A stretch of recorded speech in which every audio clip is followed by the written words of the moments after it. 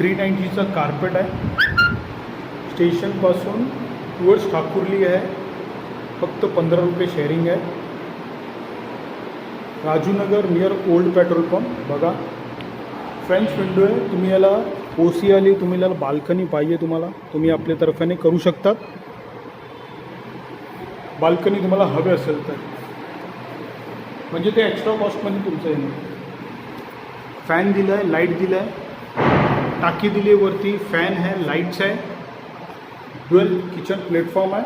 हे तुम्हाला भेटणार आहे, याचे जसं आहे तसंच भेटणार आहे.